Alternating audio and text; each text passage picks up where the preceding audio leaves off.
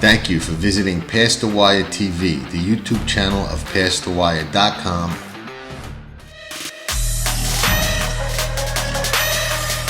And more spirit takes over coming past the wire. It will be more spirit to win the Los Alamitos Futurity by a length and a half. This is just an unbelievable day for Bob Baffert and Mike Smith. They are unstoppable. More Spirit has dominated the Met Mile. He won it by 7 lengths. Horses have reached the starting gate. It's post time. Cold Front, the favorite, comes forward. And they're into the stretch. Cold Front put to the 10. Cold Front does it again. Firing the field of the Amsterdam. All right. Okay, we are here at Past the Wire TV. I'm John Stettin with my co-host, Jeff Metz, and tonight we are joined by Bill Gotimer, renowned racetrack attorney Bill Gotimer, as I always say.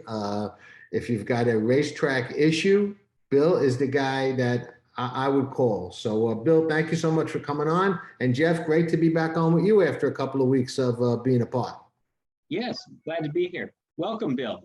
My pleasure. Thank you for having me. Oh, no, always a pleasure, Bill. And tonight I think it'll be an interesting show because what we'll do is we'll roundtable some of the, quote, hot topics in the sport today. And there are quite a few of them, I think. And it'll be interesting because we'll get an attorney's perspective, a trainer's perspective, and a bettor / fan perspective from myself. So it should be an interesting show, and I think there are a lot of hot topics and a lot of moving parts in the sport right now. Definitely. This summer has seen record handles at tracks like Saratoga, Del Mar, and also Kentucky Downs, which, I mean, the purses were huge at Kentucky Downs, and that's really it seems like people are happy to be out and be betting these races again.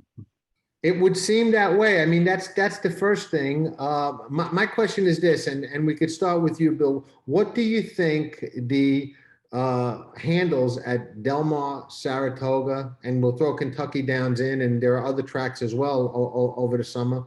Tell us, are they the result of people just anxious to get back in action after COVID? Do you think they tell us anything about the state of the game? What's your take on that? Well, it's like everything. It's probably a combination of things, right? I think that there's some pent-up demand, no question about it. I think the COVID situation, which forced people to watch it on TV on a daily basis, made it more ingrained in people's lives, sort of the way, John, it was when you and I were growing up, where if you followed it every single day, not just only on the big days.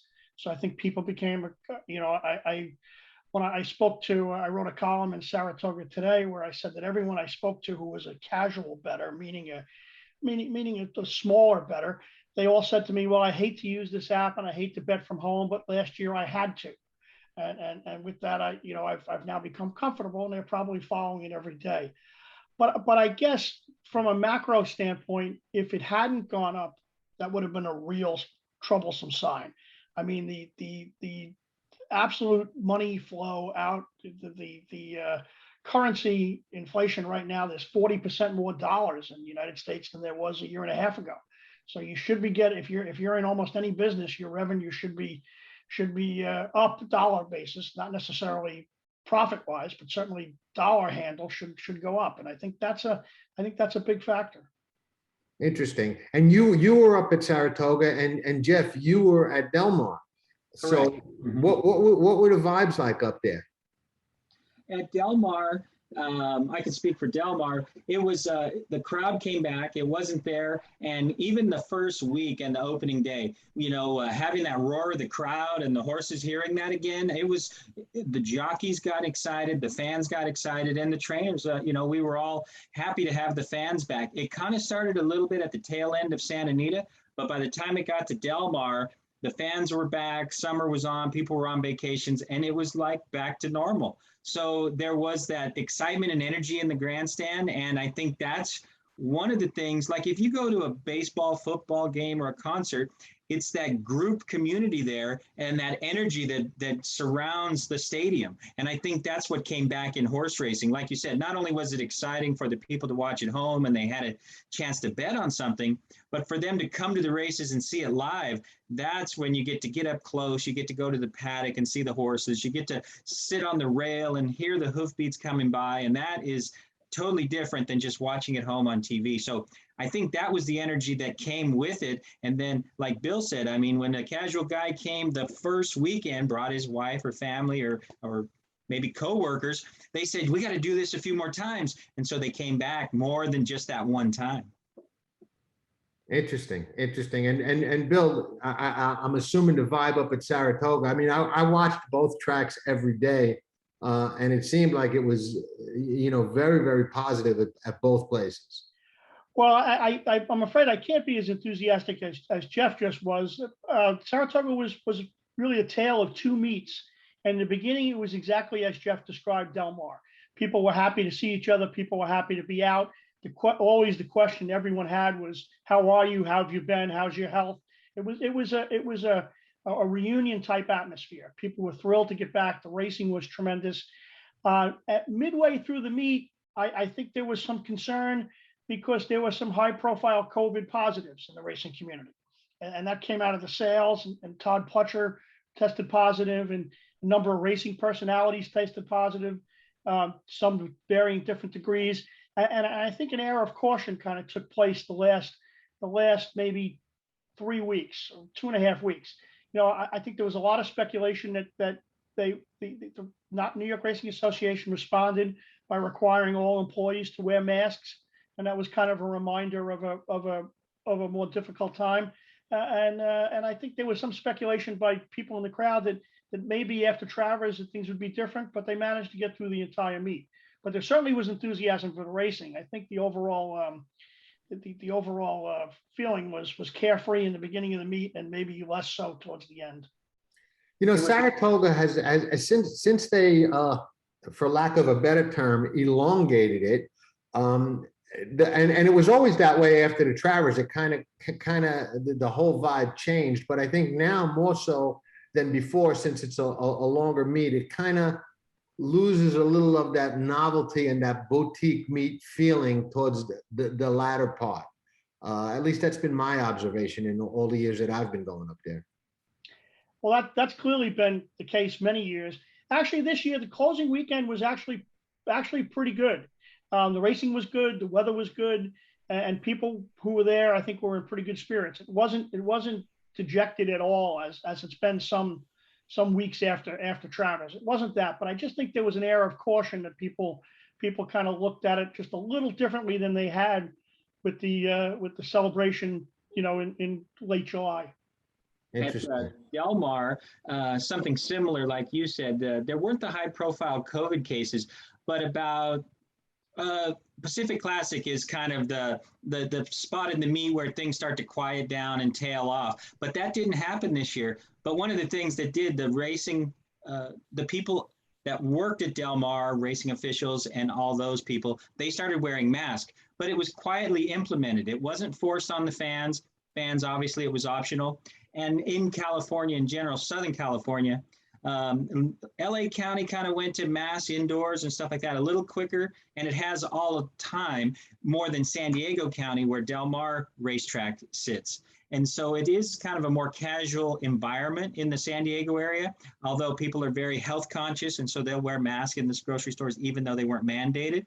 And but as far as the racing, they were still enthusiastic. Normally you get that drop off after Pacific Classic and it kind of winds down, but it stayed steady, and so did field size. And at very last day or two, I spoke to the race secretary, and he said one of the problems was we couldn't get all the horses in. Horses, they were getting excluded. Races were overfilling. So it's a good problem to have for Del Mar, but they did quietly kind of have the employees wear masks, but it didn't dampen the enthusiasm to the racing crowd, and they finished off on a high note for sure.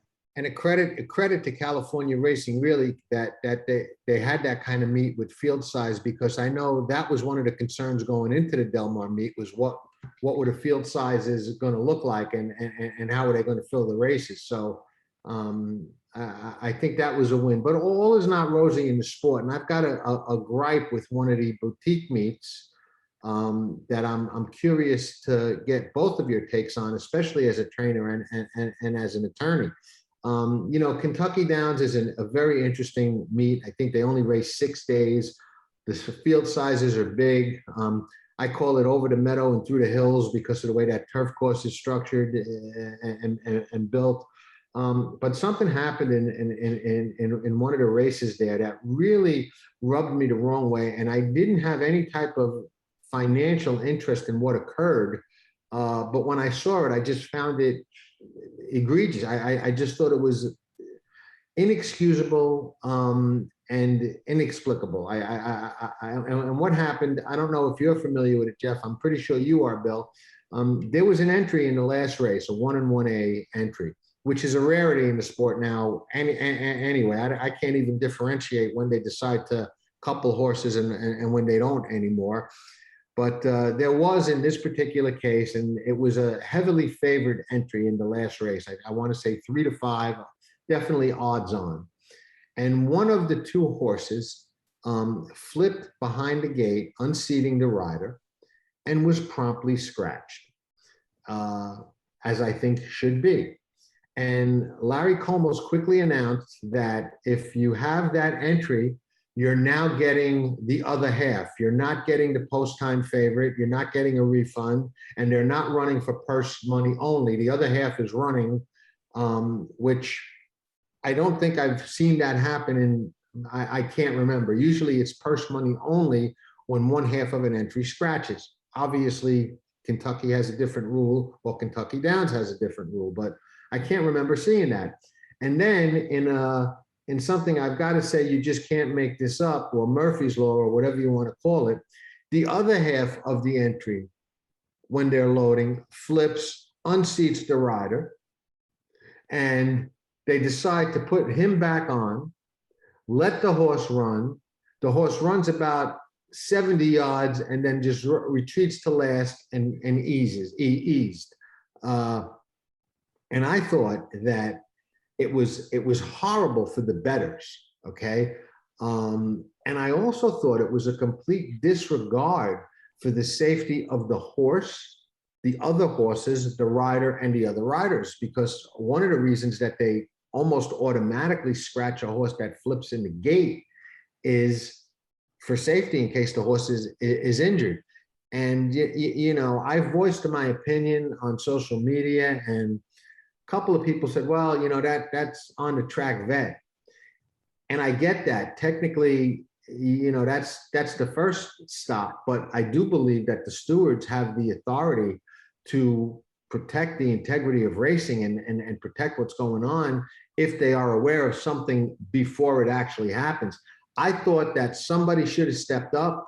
I mean, it was so blatant, in my opinion, that if I was Larry Colmos calling the race, I would have said, wait a minute, do we want to, are we sure we want to run this way? Anybody want to take another look at this before we spring that gate? I mean, it was, in my opinion, that bad. So, gentlemen, I'm real curious to see both of your takes on it from a trainer perspective and from an attorney perspective, and also a bettor.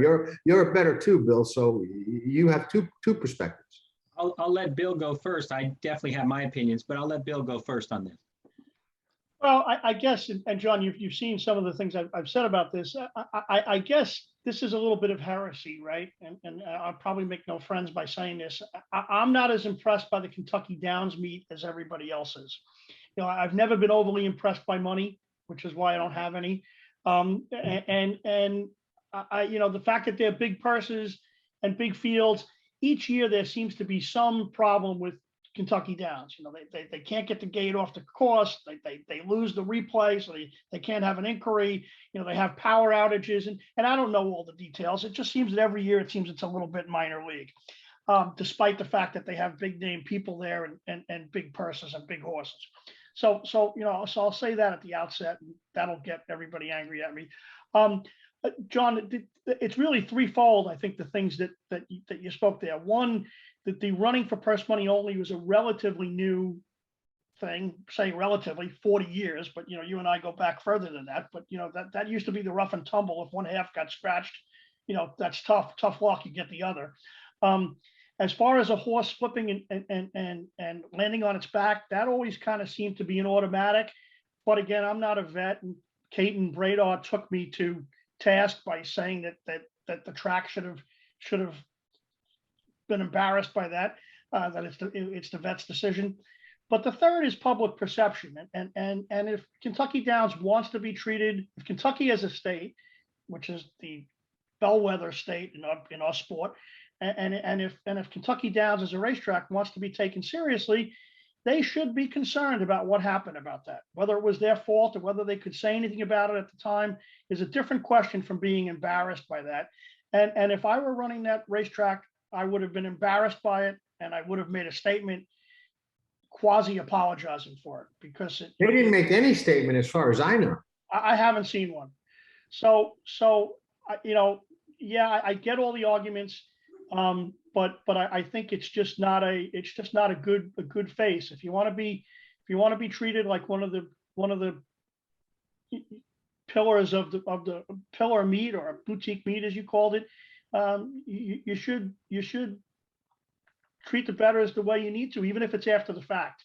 I mean, even if it's not monetarily, even if it's just, we weren't happy about how that played out, and we're going to take steps to implement that doesn't happen again. What do you think, Jeff? So I didn't see, I kind of heard about this halfway through social media, like you said, kind of the firestorm afterwards. But as a trainer's perspective, a couple of things, if I'm getting it correctly. Well, one is, so you got the other half of the entry. So that the other one flipped and got loose. Is that my understanding? Neither one got loose. Neither one got loose. No, Okay. they both flipped, wound up on their back. Mhm. One was scratched.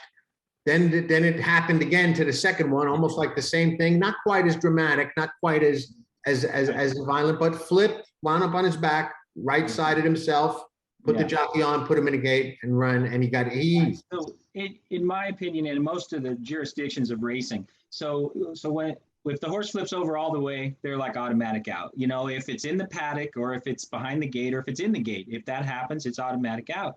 What happens sometimes, in my opinion, as a trainer, is sometimes the jockey gets his bell rung. So even if he is okay to ride the race, he gets halfway through the race and kind of gives up. So that is not too kind on the bettors. Second thing is the horse's bell gets rung, let alone like some other body part gets injured. They pinch a nerve in their hind end or something, like in their neck or something like that. But just the shock and trauma of it, they're not going to run their race. And so I don't know if this horse was favored or not, but like you said, It was odds-on favorite. Okay, so now it's even worse, because you're taking almost a lot of the pool that's on that horse, and you're going to wipe it out because this horse is not going to run to his normal capabilities. And if you had both horses when you bet the race, and all this is happening last minute. The other thing about Kentucky Downs, I haven't been there myself personally, but I've seen it. It's one of the unique perspectives, because most turf tracks, other than Woodbine, are on the inside of the dirt track. So you don't have the fans up on the rail at most tracks, but in this instance you do. So I would think the fans, I don't know where this start was, but a lot of times the fans can actually see the starting gate much more than they can when the turf is on the infield. But like you said, if you don't give the bettors their money back and say, you know what, it should have been scratched to begin with. And then on the hindsight, if you did something wrong or made a mistake, you didn't even give them, like you said, an explanation. We're sorry, we should have done things better. And it always is the worst if it's the last race of the day. Because if that jockey is a little dinged up, there's oftentimes no other jockeys to get that mount. And if the horse is dinged up, they're trying to rush it to keep it in there just to keep numbers on the board. And that's a lot of times why they don't like to scratch horses if they don't have to, especially smaller tracks, because the bigger the field size, the more money is handled on the race. And oftentimes, and obviously with Kentucky Downs, it certainly seems that turf races handle a lot more money than dirt races. But in this instance, it probably should have been scratched. If the horse was okay, a lot of times in our jurisdiction of California, They back the horse out. The vet gives it a once over. You see this at a lot of tracks. You make sure the horse is okay. You make sure the jockey's okay. If everything's okay, you reload and go again. But to take that extra 2 minutes or 1 minute, yes, you have a big field, like all the fields are big, 14 horse fields in Kentucky Downs, but make sure the horse is okay. Check him out, give him a once over, a little walking back and forth, let him get his bearings. And same with the jockey. Make sure the jockey's not, knocked out or sore somewhere. Both horse and rider have adrenaline flowing, so they're going to look better than they might normally would, especially the next day. But I agree.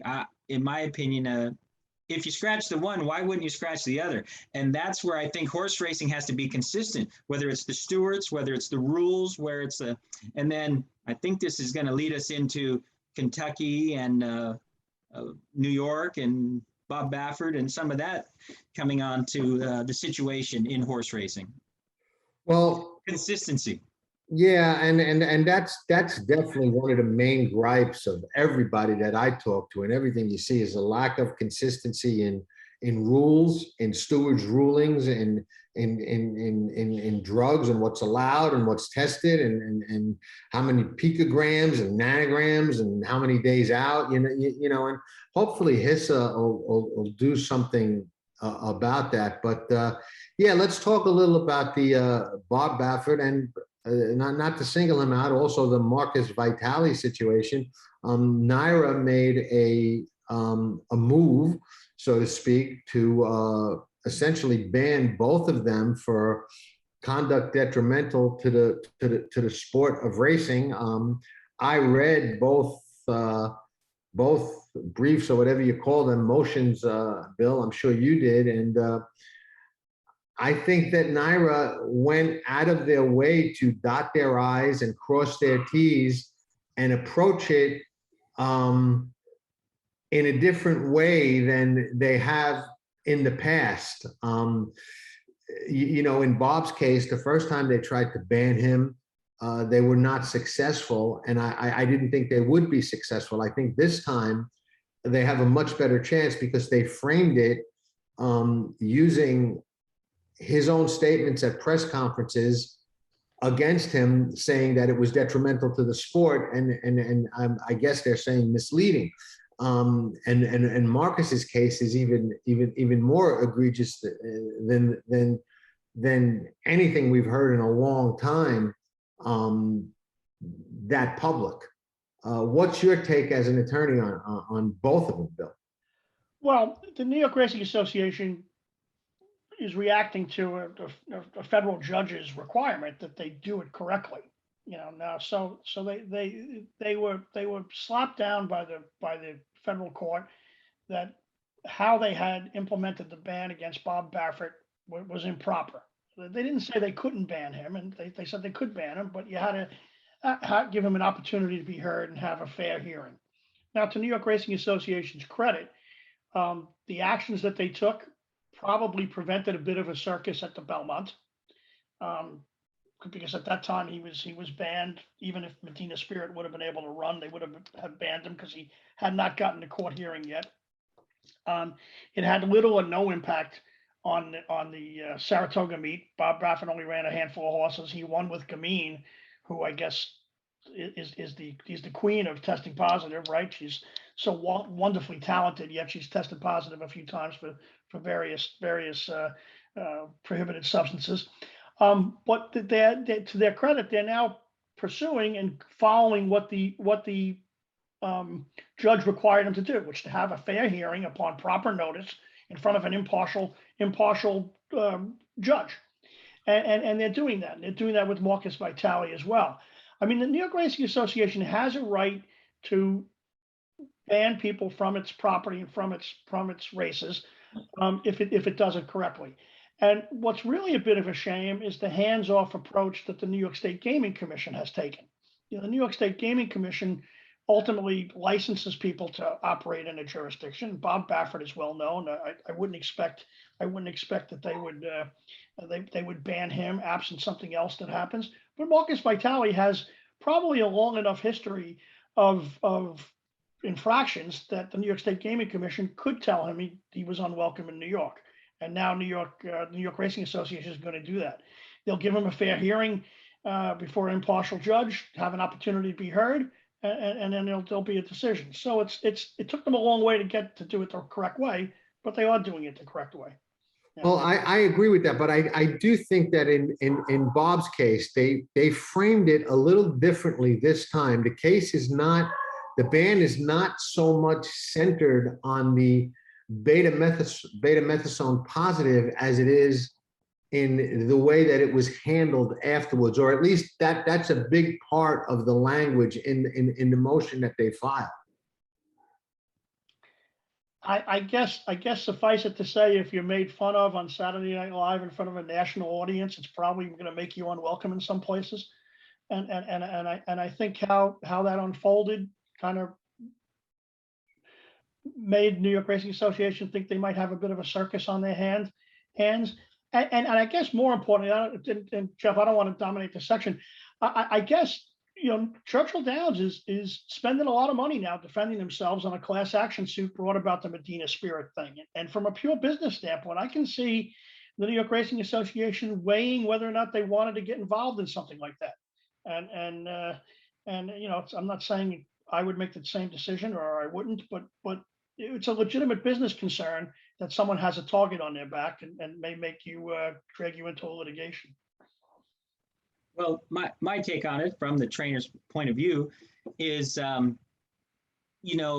if you say you're going off medication violations in the course of a year, 2 years, 3 years span, whatever it may be, I mean, for better or worse, those individual cases were either thrown out or fines and suspensions were taken.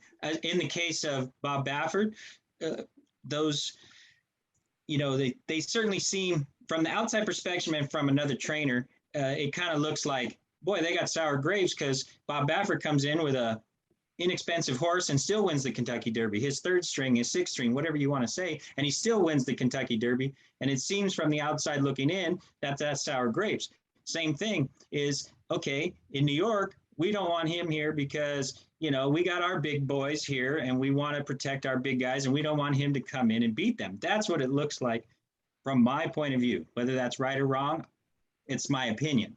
The other thing is, I think if there is accumulation of medication violations, and if it said, okay, after one infraction that is not disallowed, this is the penalty, it's 2 weeks, and then it's 2 months, and then it's 6 months, and then it's a year, and then it's a lifetime ban. Whatever the stages or steps are, then that should be appropriated.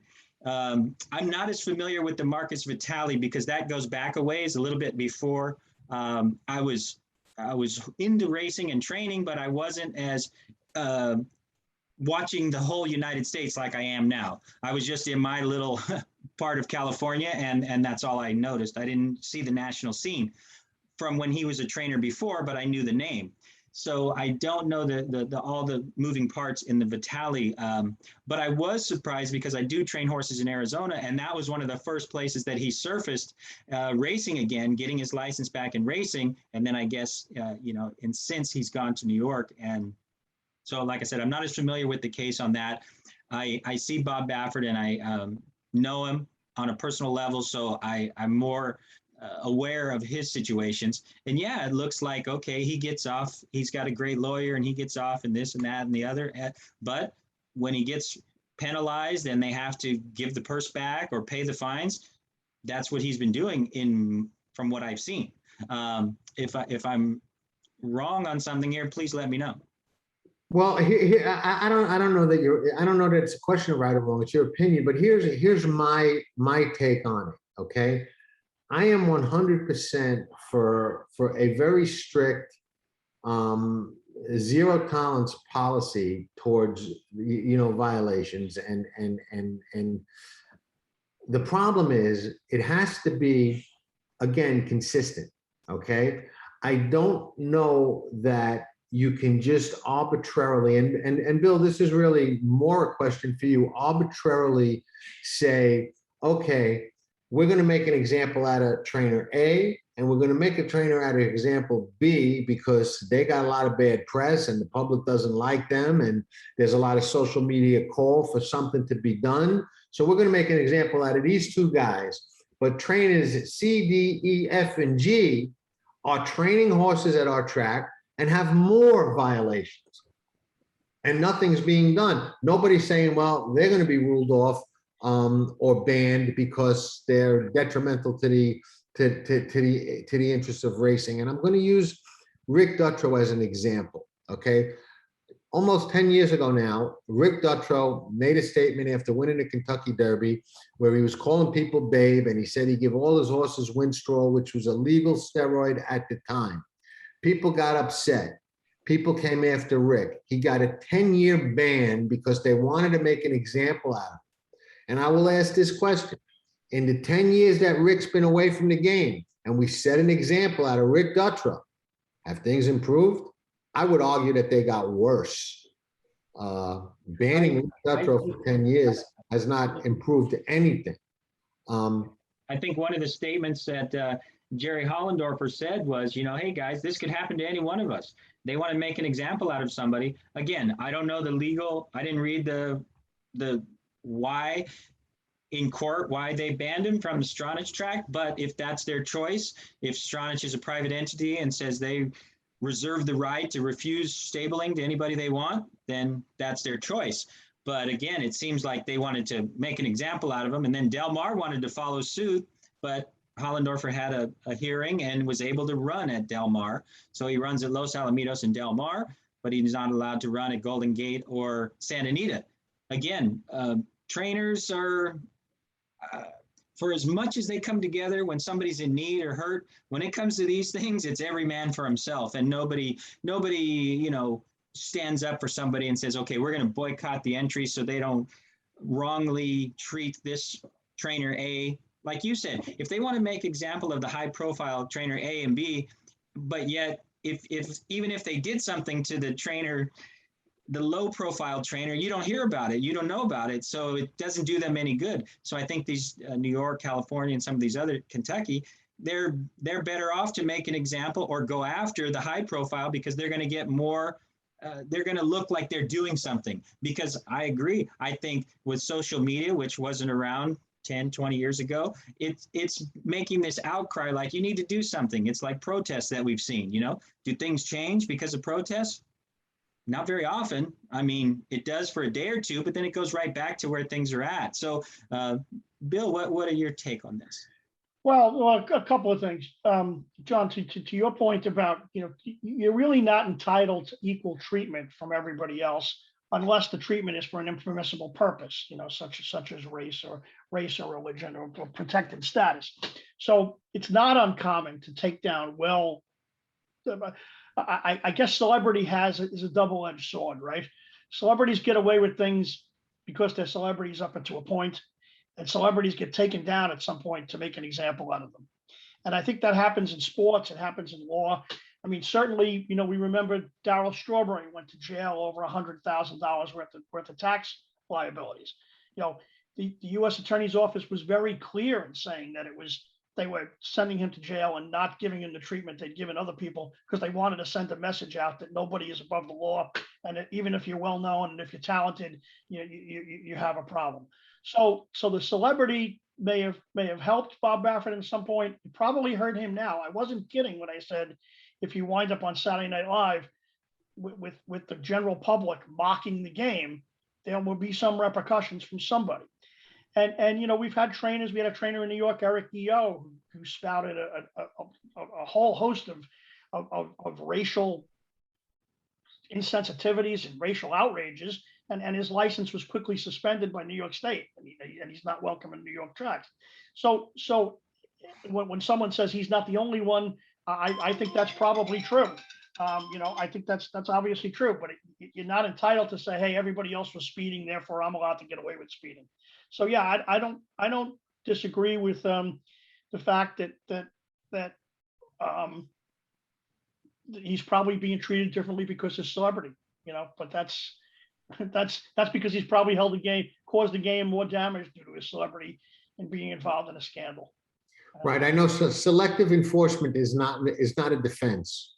No, But it's something about it doesn't sit right with me just the same. I mean, if you really want to clean up the game, okay, and not just putting on a show, I think you go after everybody across the board who's doing what you perceive to be or what you consider to be harm or detrimental to the sport or outright violating rules. at the very minimum, they should have taken him off the Wall of Fame, the Walk of Fame at Saratoga. I passed that approximately 80 times this 40-day meet when I walked in and when I walked out, and Bob Baffert's still on the Wall of Fame there, as opposed to it being covered up. I mean, if they felt he was doing disservice to the game, they should have taken him out of that. The other interesting thing, Bill, and I'd like you to weigh in on this, and again, it's probably moot, but I don't think he's ever had a violation in New York, has he? No, I don't. I think that's correct. But again, it's an entertainment business. It's a business where integrity matters. And Jeff, to your point, I mean, sometimes I get the sense, and I've said this, that people wish that sometimes people in the game wish that these scandals hadn't arisen. I've even had people say to me that the Navarro and Jason Service cases, oh, that's too bad. It gives the game a black eye. And as if what was going on, which Jorge Navarro's now pled guilty, so we can say this, what he's admitted was going on didn't give the game a big black eye. So, I guess there's a tendency to kind of wish it was cleaner, but not really wish it was cleaner if it's going to hurt somebody. And that's kind of an old way of thinking. I don't know if the world views things that way right now. Yeah, I 100%. I understand that part of what you're saying. And, that, as John will tell you, that's a whole nother show in itself, as far as, like you said, things that are above the game, winning at too high a percentage, reasons why, and stuff like that. But I also think that high percentage trainers or high profile trainers, when they win a lot, they're going to be under more scrutiny, whether it be for they have the most money behind them or they're artificially inflating horses that are, another Hall of Fame trainer has the horse, they're not doing so good, and they go to another trainer, and all of a sudden they're running lights out. But again, that's probably for another show. But as far as I think, I don't think you can take Bob Baffert and Marcus Vitale, which just isn't happening, but it almost seems like when the headline reads that, it's almost like they're going into the hearing together, but they're totally separate. And so they should be, have their hearing separately, and they're different people in different scenarios. And unfortunately, when they're in the headline together, I think social media clumps them together like they're both doing the same types of things. Well, I don't think it was any coincidence that the Vitale and Baffert motions were filed the same day and right on the heels of Churchill's announcement that I agree. I mean, I think it was Naira's hope for some bigger headlines or some sensationalism. Well, I'll call it the Baffert rule, but essentially, and I think this is where things get really interesting, especially from a legal standpoint. But I don't think there's anything you can do. Churchill Downs, they swing a big stick. They've got the Kentucky Derby and the Kentucky Oaks. Those are their races, and they could decide the Derby is for fillies uphill on a mountainside next week, and you want to run. That's how you got to run. So, but their move to essentially ban him from the Oaks and the Derby, I think is very detrimental to his operation. And it brings up in my mind the question is, what will the Breeders' Cup do this year? Because there is social media calls all over the place that, oh, they can't allow him to run at the Breeders' Cup. And, what people don't realize is that the Breeders' Cup as an organization is a lot more Kentucky based and Kentucky friendly than it is California. The races are at Del Mar this year, where people have the perception that Bob gets some kind of, preferential treatment from the CHRB. Whether he does or not, I don't know. You probably have more insight into that than I do, Jeff, but I will be honest. I've always thought there were some potential conflicts with the CHRB, not just with Bob, but with a lot of different things, but that may or may not be the case. I don't know enough about them and how they operate to really say that definitively. It just was perception based. But what will the Breeders' Cup do, and what kind of grounds are they on, Bill, from a legal standpoint? Well, just to go back just for a second about Jeff's comment about them being lumped together, that they won't, Vitale and Baffert won't be lumped together in a hearing. They're completely separate hearings, and as you said. But I think it sends. I think it's probably an outgrowth, John, of that the higher profile racing has right now. It's on television 8 hours a day or 6 hours a day. You have to talk about almost everything. Vitale's the question about Vitale came about when Paul LaDuca said, "You may not have heard of him. He's a pretty damn good trainer," or something to that effect, which struck outrage in people who follow horse racing by saying, what exactly are you talking about? He's a person with a long history of problems who's been banned a number of places. So I think they're probably being both cases. The Vitale case is probably in response to social media reacting to he that. Ran a horse at Saratoga. He ran a horse. No, and on a TV show, Paul LaDuca said, "You may not have heard of him, but he's a pretty damn good trainer." So I think they're reacting to that, but I think they're also reacting to Jeff's point that it appears that maybe they were just upset at Bob Baffert coming in and winning the big races that should be reserved for more established trainers, or not more established, but more blue blood trainers or local people. But I'm hopeful that neither of that is the case. I'm hopeful that what the New York Racing Association is doing here is sending out a template that they can easily trot out to anybody who misbehaves, in their view. And if that's the case, then as painful as it'll be, it'll be a welcome change. Now, as far as what the Breeders' Cup does, I don't think, they seem to be a pretty autonomous organization. I think they like personalities. I don't see them taking any action against anybody right now, but I could be wrong. I'm sorry, Jeff. No problem. My question was going to be to both of you. As far as these not allowing Kentucky Derby and Kentucky Oaks points for any Bob Baffert trained horses, what are your thoughts on that?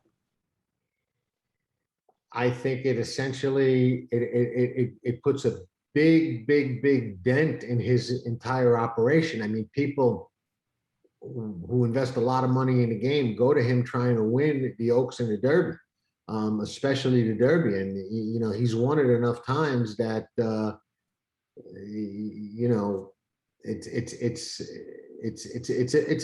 got to be an enormous hit to him. I think it's unprecedented. It's a very loud, clear, strong message that's gotta really sting. And it's their choice, and they're within their rights to do that. That's my question. That's I would say 100% from my understanding. I mean, Bill's the attorney, but I know it's their race and they set the conditions and they can decide whether you get in based on points or earnings. I mean, they didn't like the Illinois Derby for whatever reason. They didn't like Hawthorne, and they didn't even give that prep any points. So essentially, if you won the Illinois Derby, you got no points for the Kentucky Derby. So that basically right there told you they can do whatever they want to do. And so if Bob Baffert's horse wins, let's say he runs first and second in the Santa Anita Derby, those points are just as if they didn't happen. So correct. They don't go to like the third place and the fourth place moving up and getting those points. No. Those points are just vacated. Right. The third place finisher gets the third place for whatever points that they would get. Yeah, exactly. Mm-hmm. Yeah, I mean, I don't know all the details of it because I kind of don't care for the point system in general. But remember, Bob Baffert successfully argued that being ineligible just for the Saratoga meet badly impinged upon his ability to make a living, and he found the judge to be sympathetic to that. The same case can be made for having any horse he trains ineligible for Derby points. I think the same case can be made. So we'll see whether or not he challenges that or not. But typically, if it's seen as hampering someone from making a living without a hearing, a judge will be sympathetic to that and require a hearing. So again, this is Kentucky law. I'm out of my element on it. But if not being able to participate in Saratoga was considered to be detrimental, certainly not being able to run horses in the Kentucky Derby, the Kentucky Oaks, or any of their preps is equally detrimental, in my opinion. So I think it not only hurts not being able to run in those races. I mean, obviously you can still run in the preps. You're just not getting points for the Kentucky Derby or the Kentucky Oaks. But Right. What's happened, I would envision happening, is people are going to give their 2-year-olds to other trainers, high-profile trainers, because they want their 2-year-old colts and fillies to run in the Kentucky Oaks and Kentucky Derby. They want to not go with Bob Baffert because of that. So they're going to give their horses to Todd Pletcher, et cetera, and they're going to take a chance that way. So when you say it hurts his to make a living, it definitely, he's either losing horses that he already had or losing horses that he would have got, especially, coming into these, especially if it's a 2-year situation. No question about it. It's a big hit for his operation, in my opinion. Like you said, John, his goal is not to win maiden claiming races at Santa Anita and Del Mar. His ultimate goal has moved up to the stratosphere of winning those Triple Crown races and try to do it again and again, much like the World Series or the Super Bowl, to see how many you can win. And if you have the customers that have that same vision, and now you take away, okay, it's like a college team. You're ineligible to play in the championship game. You can play all season, but you're ineligible to play in the championship. Right. Now let's move to something a little more exciting and positive, because the news can't be all bad. We got a little bit more bad news. We got a little more bad news to talk about. But before we get to that, there's an exciting horse out west where you are, Jeff, that they're talking about running in the Breeders' Cup Sprint off only 2 races. And he can probably get in if they get a small enough field for the sprint, which they have gotten quite a few times. What's the word on the backside about this flight line? Is he that good? I mean, I know he's fast. Well, he certainly ran off the screen the other day, and that was off a layoff. So, that was almost track record time, and the jockey was geared down at the end. Sadler, throughout his career, he's been very good with sprinters, and that's what he was known for, I would say, earlier in his career. But over these last few years, he's had very good success in the Pacific Classic and these longer route races.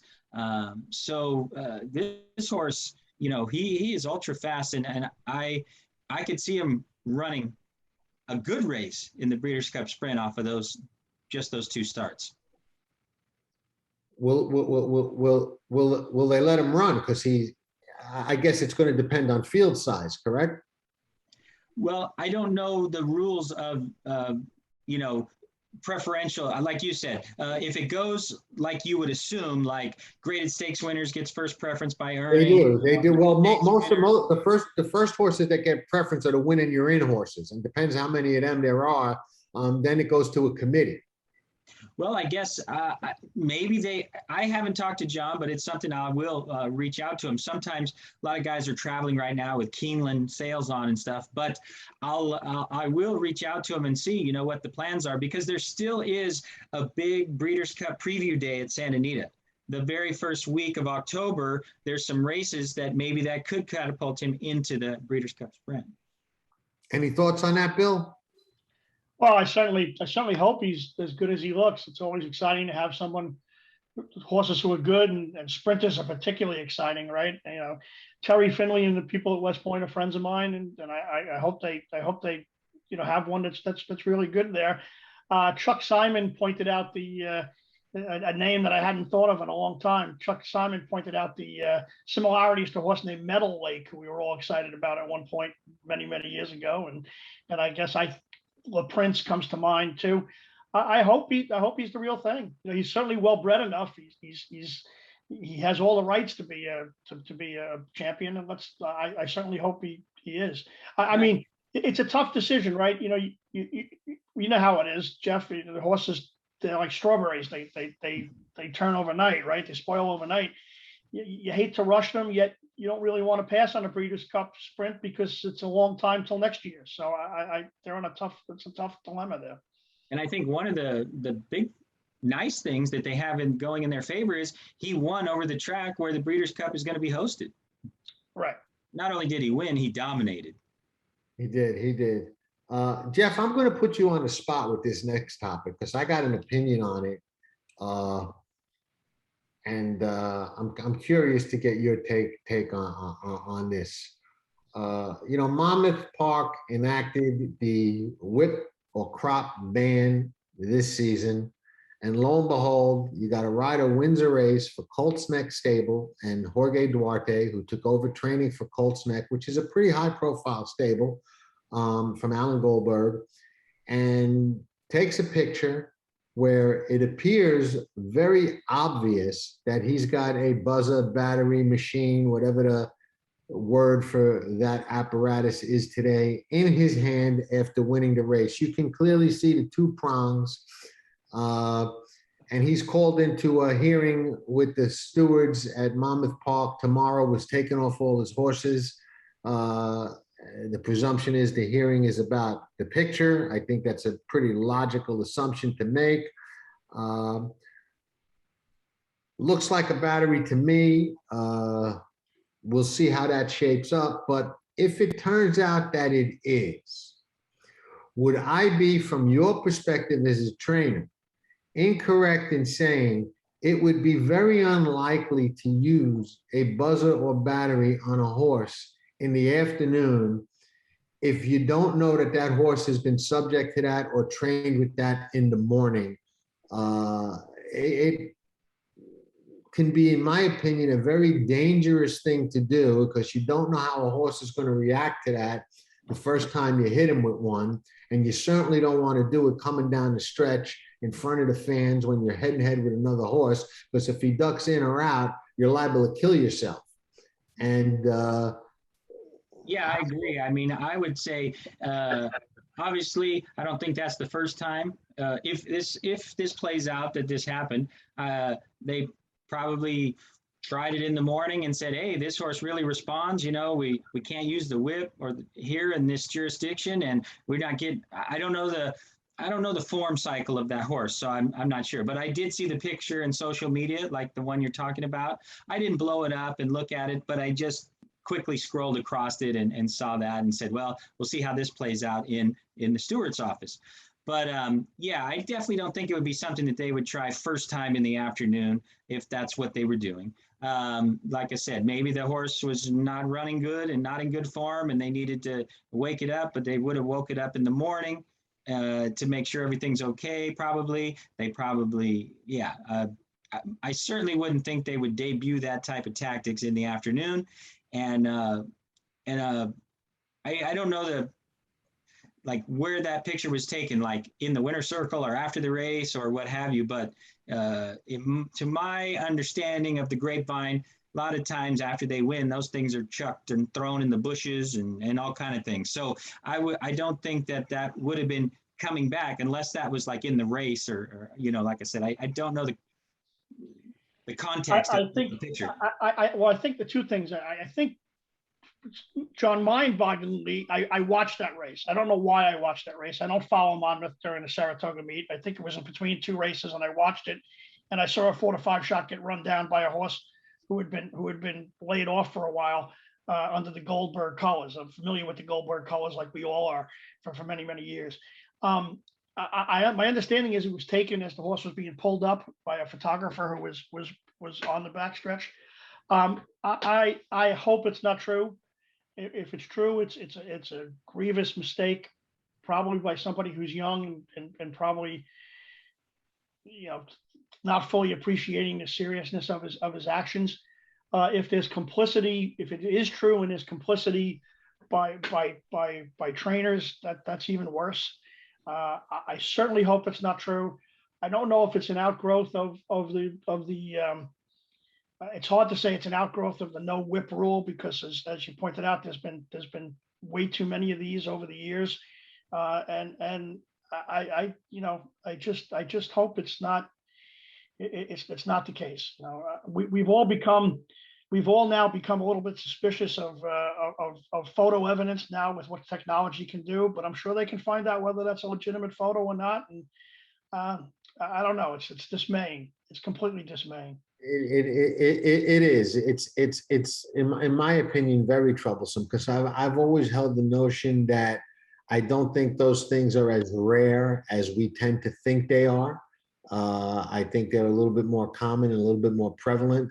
I found it odd that this particular rider holds the record for the highest win mutual ever of any horse at Monmouth Park. He rode a horse that paid $300 on a $2 win bet. Could be a coincidence, but I found that odd. I also found it odd that Colts Neck trains a lot of their horses on a private farm away from everybody. May mean absolutely nothing. I don't know, but I think it's a very, very bad optic for the sport, and I'm very curious to see what happens. I'm hoping like you are, Bill, and I'm sure you are as well, Jeff, that somehow it turns out not to be. It is what it is, and a picture doesn't tell 1,000 words in this particular case. But it's a really bad optic at this particular point. And one of the things that, it's not something that I use but I hear about it and I know about it, but is it doesn't test.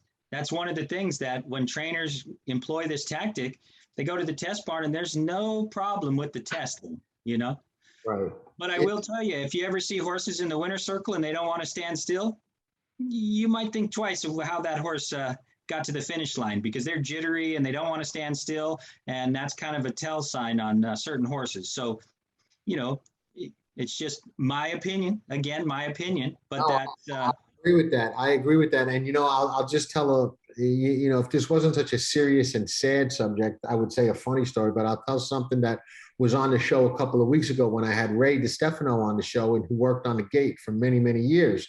And is a very good friend of mine. He told a story of when Larry Sawmell, the jockey, was accused of having a battery, and they found it on the floor after he had won a race, and it was right under him, and that's why he was the one who was accused. But I think it was Dr. Gilman, who was the New York vet at the time, who saw it and picked it up. And when he picked it up, he screamed because it shocked him.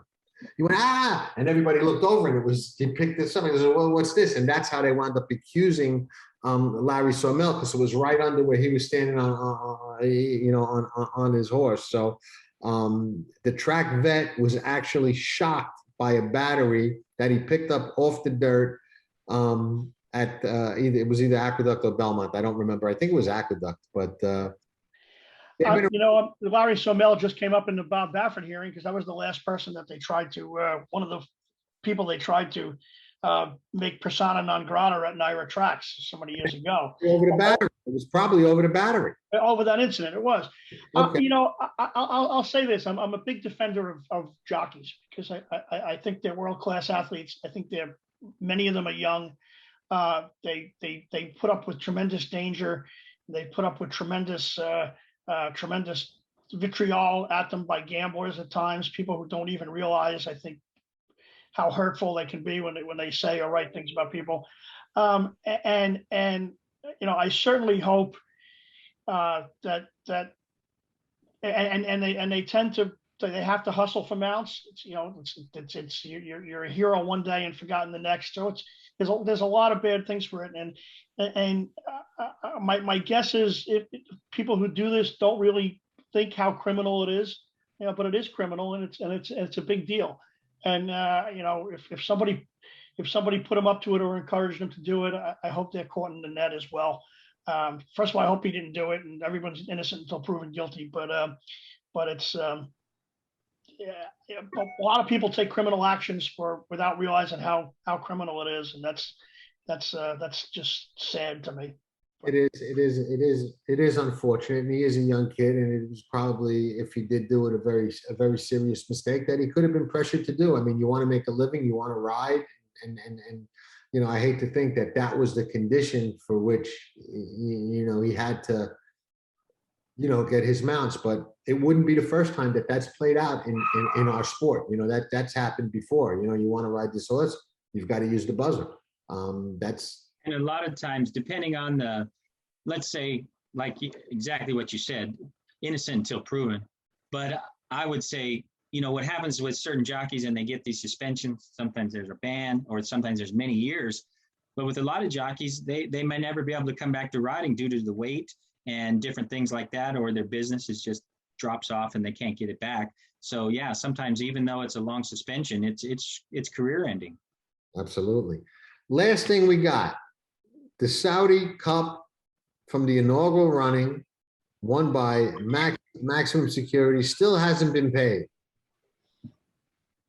And now I'm hearing it's going to go to 30 million next year. Well, I know why they got the money. They still got money. I actually, probably not a popular point of view, I actually don't fault the Saudi Cup for withholding that purse at this point. They're sitting back and waiting to see how the criminal case plays out. It's a lot of money. They got their own way of doing things over there. I don't think you can expect them to do things over there the way that we do them over here. I'm not surprised, and I can understand what they're doing and why. What do you gentlemen think? I'll let you weigh in first, Bill.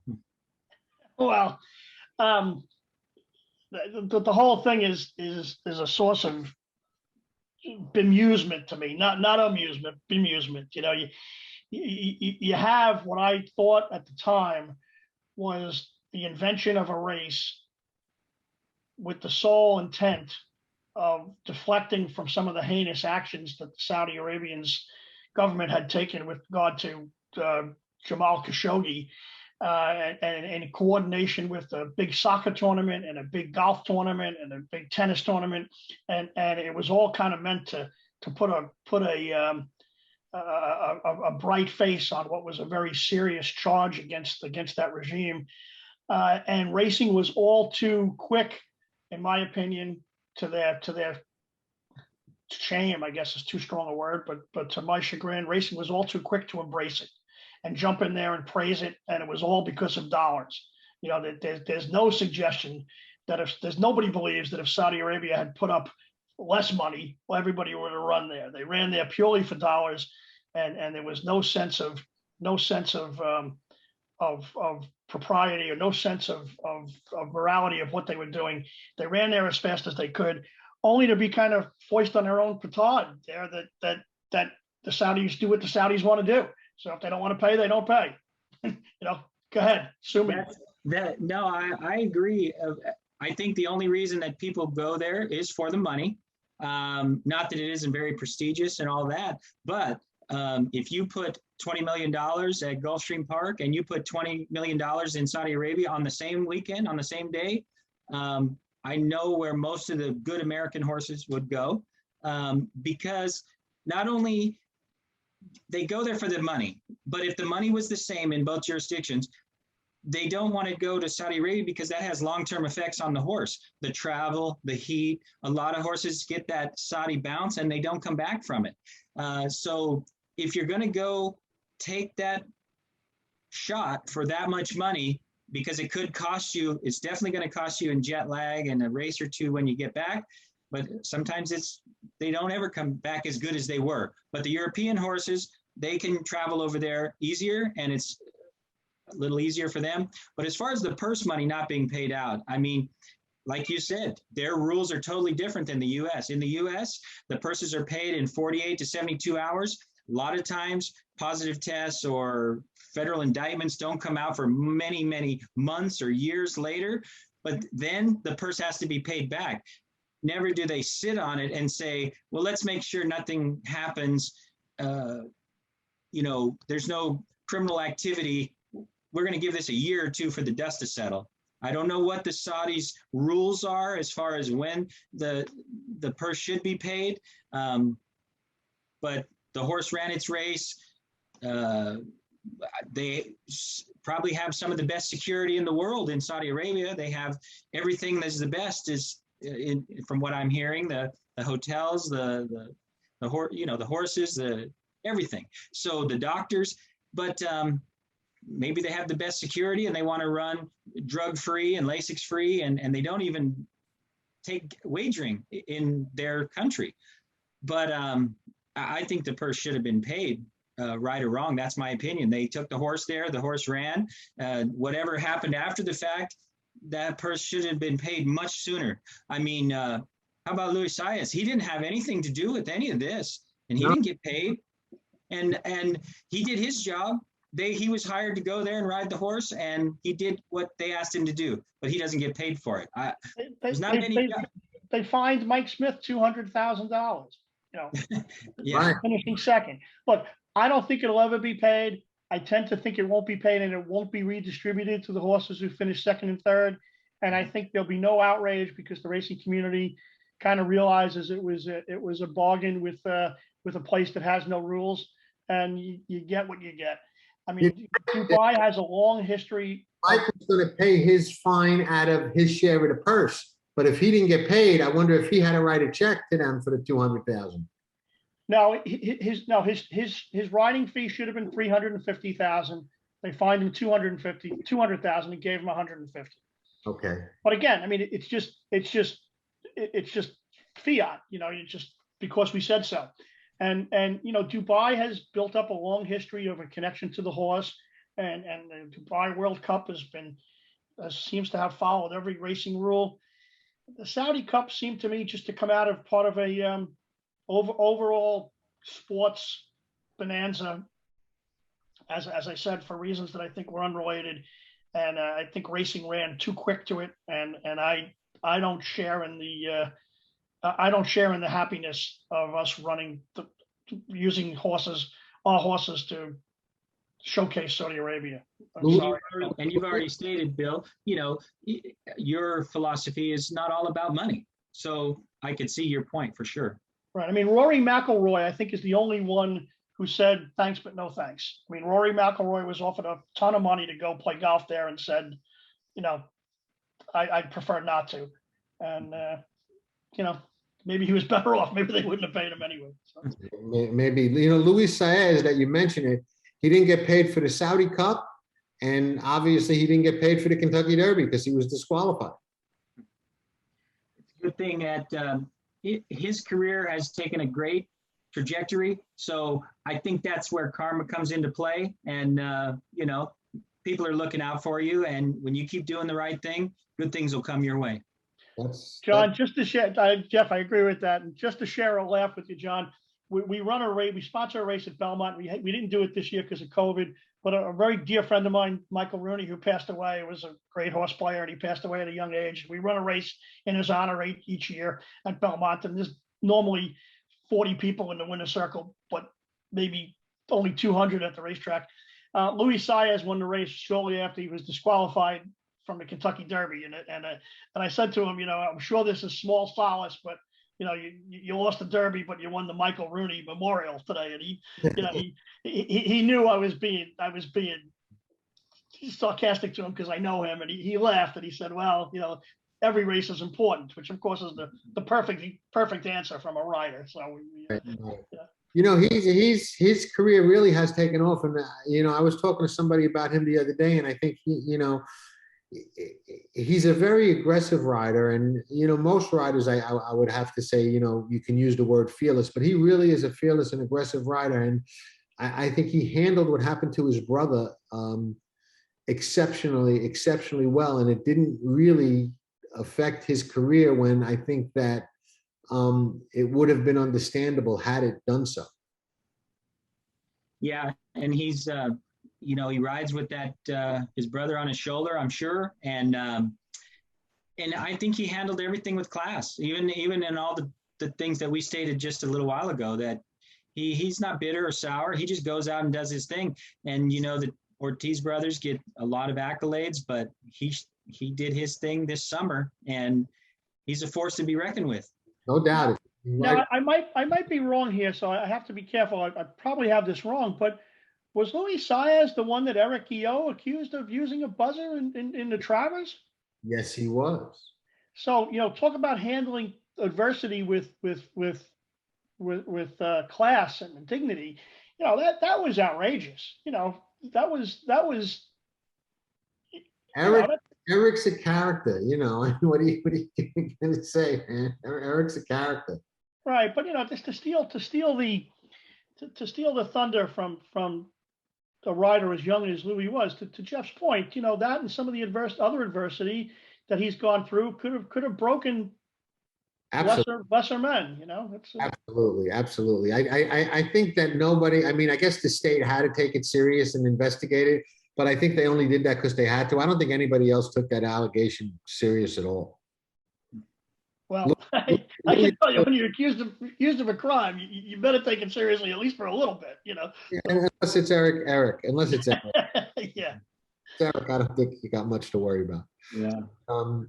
Bill, thank you for coming on. It's been fantastic having you. Oh, well, thank you. As my grandmother would say, "Oh, go on." No, I mean, go on.